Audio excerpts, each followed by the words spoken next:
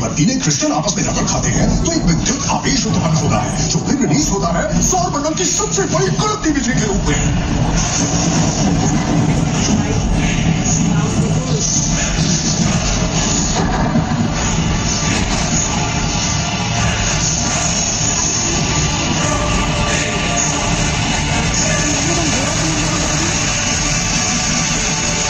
बिल्कुल भी नहीं।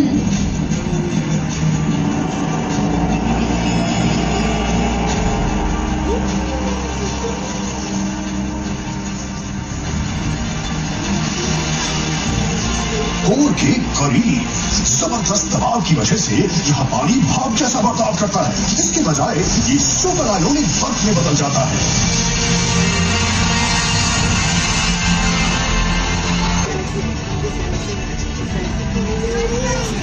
ये सारे गैलेक्सी है भाई, एक गैलेक्सी में 100 अरब तारे होते हैं। हमारा सौर मंडल एक गैलेक्सी का हिस्सा है जिसे हम मिल्की वे कहते हैं। ये लगभग 100 अरब तारों का घर है। 100 अरब से ज्यादा गैलेक्सी है। ग्रह और तंत्र है।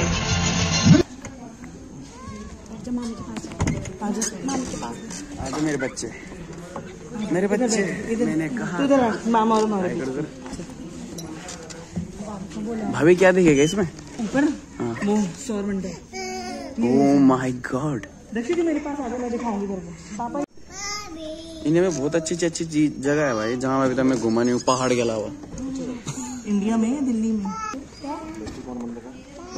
दिल्ली की गंज से हटकर एक नई चीज है यहाँ पे, बहुत चीज एक्सप्लोर करने के लिए। उसको दे देने तो मेरे पास बड़ी बोट पानी पीना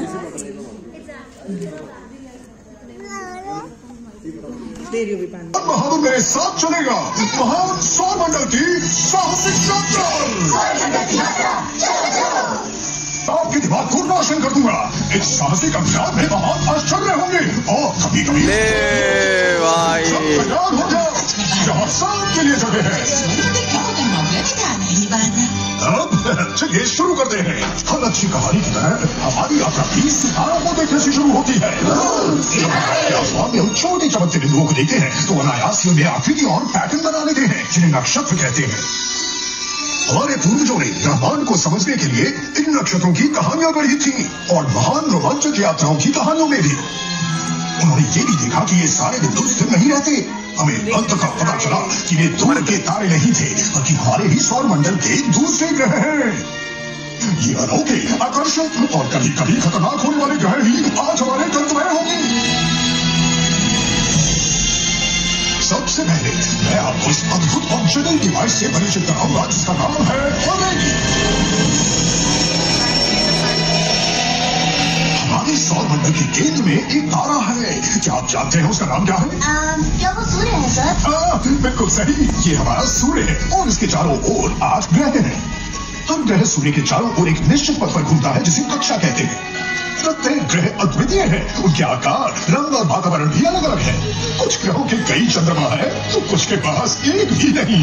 इसके अलावा कई छोटे छोटे पिंड भी हैं जो अपनी कक्षा में घूमते हैं लेकिन सूर्य के गुरुत्वाकर्षण से बंधे रहते हैं। इस पूरे समूह को हम कहते हैं हमारा सौर मंडल। चलो एक मजेदार प्रश्न से शुरुआत करें। इन ग्रहों में से सबसे गर्म कौन सा है? क्या वो बुध है सर? बुध ही है। बुध बहुत गर्म है लेकिन मानो या ना मानो ये सबसे गर्म ग्रह नहीं है। ये सूर्य के सबसे पास है। हाँ, बुध सूर्य के सबसे करीब है लेकिन वास्तव में ये दूसरा सबसे गर्म ग्रह है। हालांकि इसकी सतह का तापमान सबसे ज्यादा उतार चढ़ाव वाला है। सूर्य की ओर वाले सबसे गर्म हिस्सों से लेकर ठंडी छायाओं तक इस ग्रह का तापमान 610 डिग्री सेल्सियस के दायरे में बदलता रहता है। इसके गड्ढों में हमें पानी की बर्फ मिली है जो इन छायाओं में आराम से रह सकती है। भी अगर इसके भीतर कुछ सेंटीमीटर तक प्रकाश चला जाए तो सूर्य की चमक में तुरंत भाप बन जाती है। ये तो मजेदार है। अब आते हैं सौर मंडल के दूसरे और सबसे गर्म ग्रह शुक्र पर। शुक्र को अक्सर एक तारा समझ लिया जाता है क्योंकि इसकी परावर्तित रोशनी इतनी तेज होती है कि हम इसे दिन में भी देख सकते हैं। शुक्र के बारे में सब कुछ घातक है।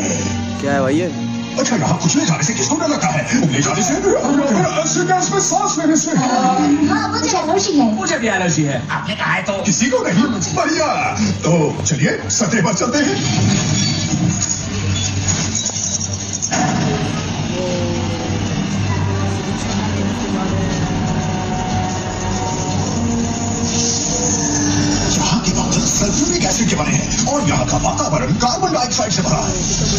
है भाई। यहाँ का वातावरण सूरज की गर्मी को रोक कर रखता है, जिसे ग्रीन हाउस इफेक्ट कहते हैं। यही वजह है कि शुक्र सौर मंडल का सबसे गर्म ग्रह है। मुझे पता था, अब समझ में आया।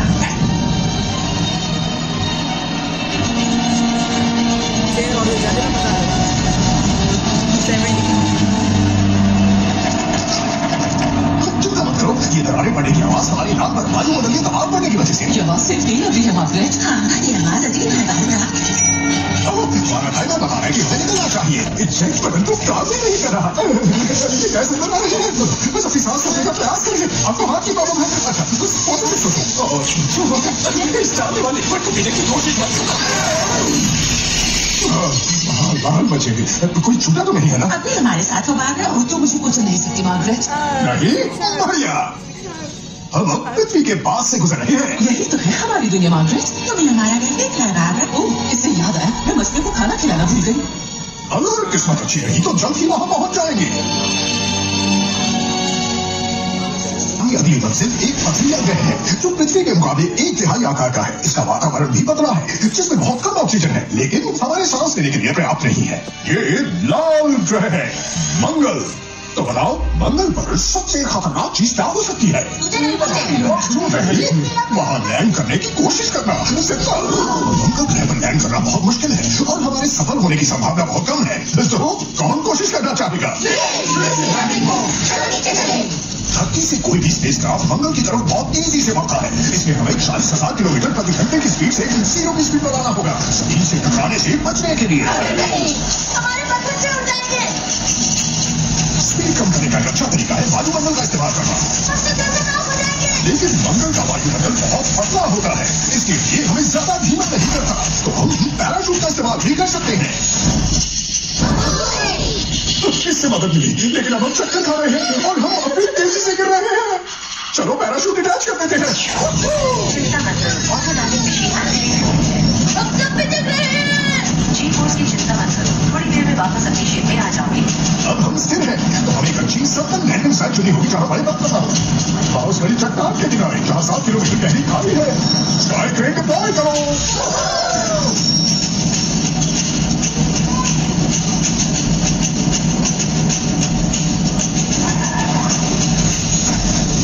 स्वागत है मंगल पर। क्या परफेक्ट रहा, लेकिन हमने लैंडिंग स्पॉट थोड़ा खतरनाक चुना है। ओह, जरा देखो तो कितना शानदार नजारा है मार्गरेट। हाँ, Oh my God, क्या है ये? लग रहा है ना? ऐसा लग रहा है कि सच में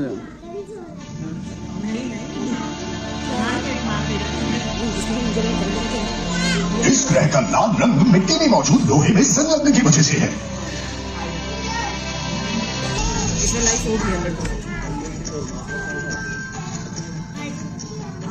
मंगल ग्रह के बाद एक क्षेत्र है जिसे क्षुद्र ग्रह बेल्ट कहा जाता है, जहां लाखों चट्टानें हैं जो सौर मंडल के शुरुआती निर्माण के दौरान बची रह गई थी।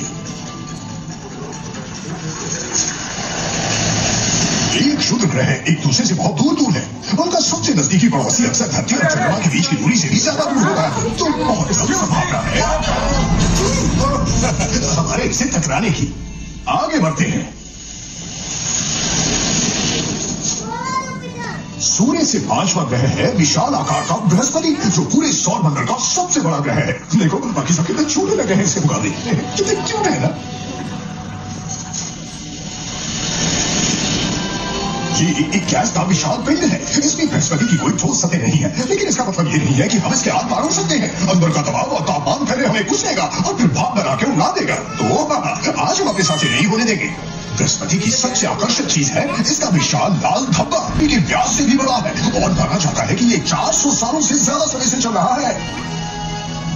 बृहस्पति के वातावरण की धारियां तेज हवाएं हैं जो रंगीन जमे हुए अणुओं को स्वादिष्ट से देखने वाले खबर और पैटर्न बनाती हैं।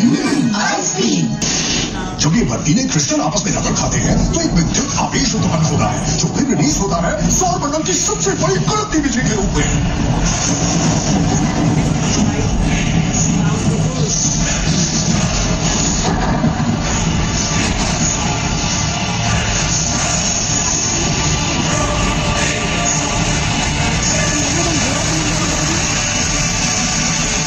Oh my God!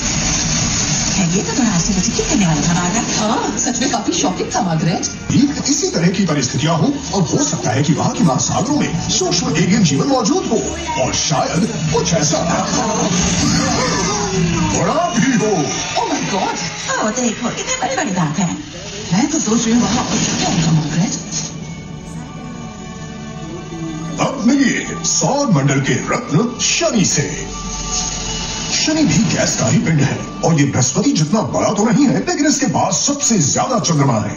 इसके मशहूर झंडे बर्फ और धूल के सैकड़ों करोड़ों टुकड़ों से बने हैं। इन्हीं टुकड़ों में से एक छोटा सा चंद्रमा बन चुका है जिसका नाम है डैफ्निस। हालांकि ये छोटा है लेकिन इसकी गुरुत्वाकर्षण शक्ति छल्लों में तरंगे पैदा करती है। अब अपनी सुरक्षा बेल्ट कस लीजिए, हम इन छल्लों के बीच से निकलेंगे।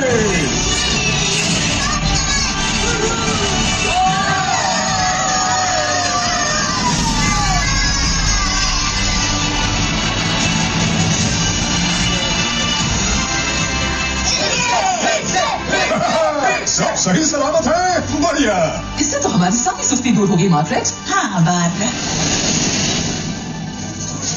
का नाम है यूरेनस। ये बर्फीला पिंड इतना दूर है कि सूर्य की रोशनी को यहाँ तक पहुँचने में 2 घंटे 40 मिनट लगते हैं। यूरेनस का एक खास गुण ये है कि ये अपनी करवट पर घूमता है और ये सौर मंडल का सबसे ठंडा ग्रह है। यूरेनस के वातावरण में जली हुई अमोनिया, मीथेन और यहाँ तक कि पानी की बर्फ भी मौजूद है, लेकिन ये कोई आम बर्फ नहीं है, बिल्कुल भी नहीं।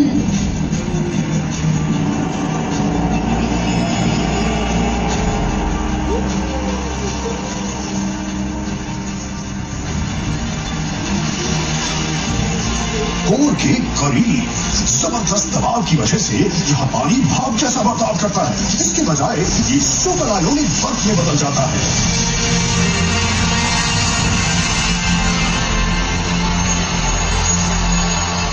ये बर्फ काली है और धातु की तरह बिजली को प्रभावित कर सकती है। ग्रह पर चलते हैं हम सब। और यूरेनस के बाद है नेपच्यून। नेपच्यून भी एक बर्फीला विशाल ग्रह है। ये इतना दूर है कि इसे सूरज के चारों ओर एक बार घूमने में 165 साल लगते हैं। नेपच्यून का केंद्रीय भाग गर्म है, जब ये ऊष्मा ऊपर उठती है और ग्रह के चारों ओर घूमती है तो शक्तिशाली हवा पैदा करती है।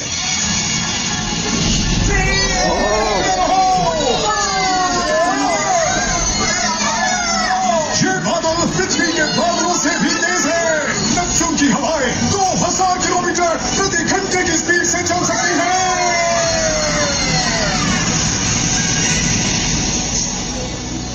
और अब हमारी ग्रह पृथ्वी पर लौटने के लिए तैयार है। सर मैंने सुना है कि एक और है जिसका नाम प्लूटो है। प्लूटो की बात कर रहे हो? प्लूटो असल में ग्रह नहीं है और बाकी ग्रहों से बहुत अलग है, क्योंकि इसकी सूर्य से दूरी बदलती रहती है। इसकी कक्षा से नेपच्यून से भी ज्यादा सूरज के पास ले आती है। और हाँ, अब प्लूटो को एक बौना ग्रह माना जाता है। प्लूटो का आकार हमारे चांद से छोटा है, लेकिन फिर भी इसका वायुमंडल है। ये पहाड़ चट्टानों से नहीं बल्कि पानी की बर्फ से बने हैं और ये ग्रेनाइट की तरह सख्त है। मुझे सबसे दिलचस्प बात ये लगती है कि इस बर्फ का रंग लाल है। सर ये लाल क्यों है? ये एक रहस्य है। प्लूटो के बारे में अभी भी बहुत कुछ जानना बाकी है। सर क्या ये सौरमंडल का अंत है? ये यही खत्म नहीं होता। प्लूटो ऐसे पिंडों से बने घेरे का हिस्सा है जिसमें बर्फ, चट्टानें, धूमकेतु और दूसरे बौने ग्रह हैं और इसे हम कुइपर बेल्ट कहते हैं। इसके बाद एक परत है जो पूरे सौर मंडल को घेरे रखती है, जिसे हम ओर्ट क्लाउड कहते हैं। और उसके बाद चलो देख लेते हैं।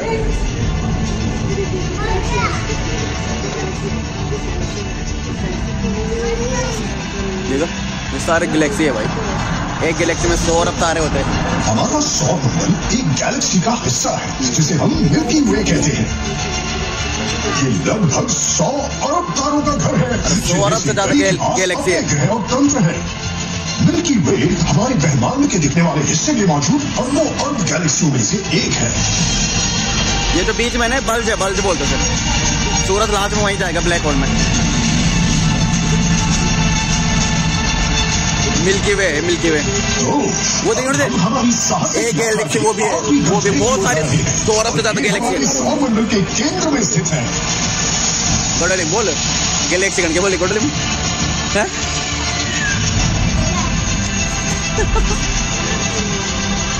गैलेक्सी तुम भी बोले बोले बात दीर्घ बोल दो दीर्घ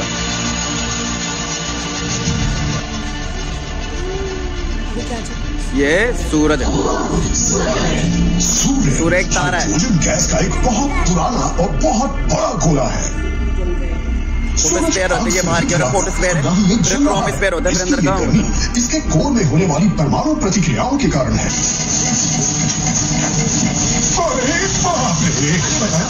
मुझे माफ करना सब लोग, लेकिन गारस की तरह हम सूर्य के बहुत करीब आ गए हैं और हम इसके गुरुत्वाकर्षण में फंस गए हैं। हमारे तो फिफ्टी चिप्स बन जाएंगे। लेकिन एक शानदार एडवेंचर रहा।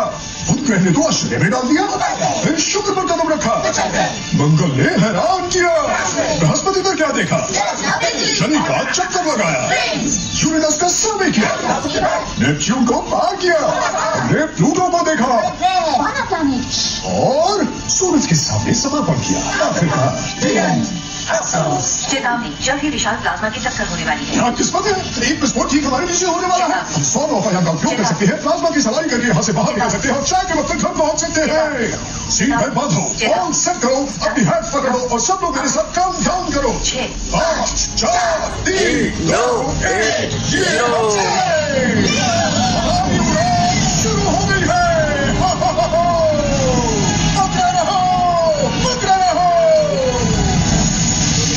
इन विस्फोटों को कोरोनल मास इजेक्शंस कहा जाता है, जो अद्भुत आवेशित पदार्थ को 100 मंडल की ओर फेंक देते हैं। अब देखिए फेल जाएगा। फंसना खतरनाक होता है, लेकिन किस्मती से हमारे एक ग्रह के पास इससे बचने के लिए एक मजबूत शील्ड है। जो हरा प्रकाश दिख रहा है ना, ओरोलिस बेरोलिस कहते हैं। ये अधिकांश खतरे को मोड़ देता है। इसकी याद दिलाने वाली चौथी चीज है धुआं पर बनने वाला शानदार ऑरोरा का दृश्य। मेरी विश लिस्ट में नॉर्दर्न लाइट्स। सौर मंडल की साहसिक यात्रा में सभी ग्रहों में से ये मेरा पसंदीदा है। हमने कई अलग अलग और रोमांचक जगहों को देखा, लेकिन ये अजीब नीला ग्रह बिल्कुल सही आकार का है, सूरज से बिल्कुल सही दूरी पर है और जीवन के विकास के लिए यहाँ बिल्कुल सही परिस्थितियां हैं।